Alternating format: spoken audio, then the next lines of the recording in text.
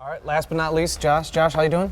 Doing great, man. Dude, love it. Fellow Iowan. We share the same homeland, so it's great. Yeah. It's fun, but you get the Falcons on there. Nonetheless, let's talk guitars, because that's more important than sports. Yeah. Grab one of your main guitar, like you say your number one. Well, my number one right now, I mean, actually, technically I have three number ones because we do three different tunings. Okay. So, but my primary guitar that gets used the most is this custom shop Talman. That was made for me.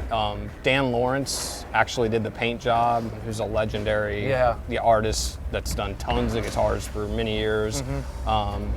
Yeah, I sent it off to him and he painted it. And you know, I call this guitar Rizzo. This is Rizzo 2.0. The original one I broke on Shiprock, which was an RG.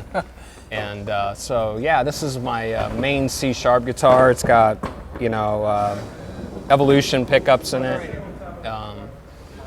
Went back to DiMarzio, and then the other main thing is the Godos that are locking. Okay. I've switched all my guitars now. I'll have those. I absolutely love them. I know that you've always had that. Well, you've been a long time Ibanez dude. You played PRS with the Audio Secrecy album, but back to Ibanez obviously. But I always associate you with the SA or the S series. What made you try out the Talman? Honestly, the weight. Oh. I really talked to them as far as when it was time to do a couple of new custom shop guitars that I wanted something really light.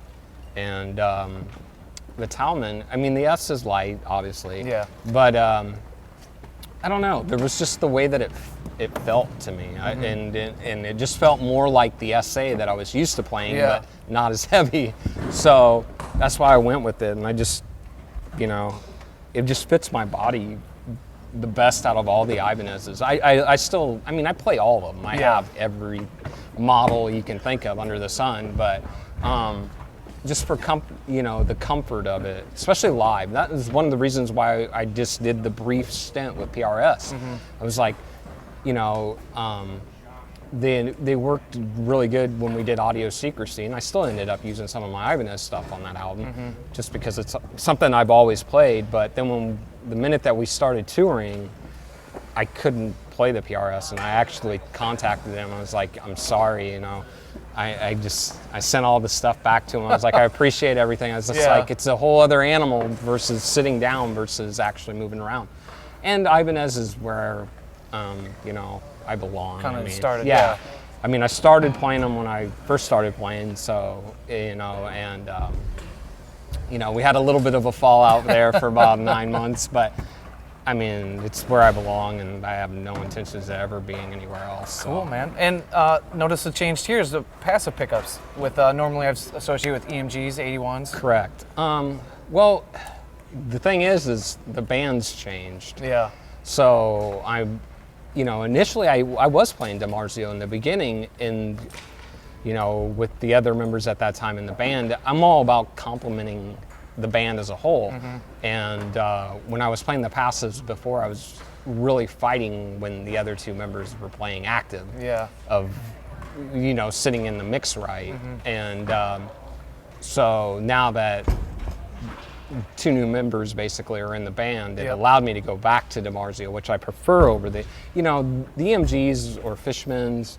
I love them, but to me, they're a very one-trick pony. They do one thing very well, and the dynamics of the band has changed so much, and actually us musically on this last record, where it's not all this precise picking that I need that attack. I want more of a full sound and not less of that pick attack. So, you know, I went through a bunch of different pickups. I know, obviously, being an Ibanez guy, almost every Ibanez comes with DiMarzio, so I know, like, every model that they make, and the Evolutions are what works the best for me. I mean, I have a couple other different ones that we'll get to here in a minute, but this is my primary guitar. Cool.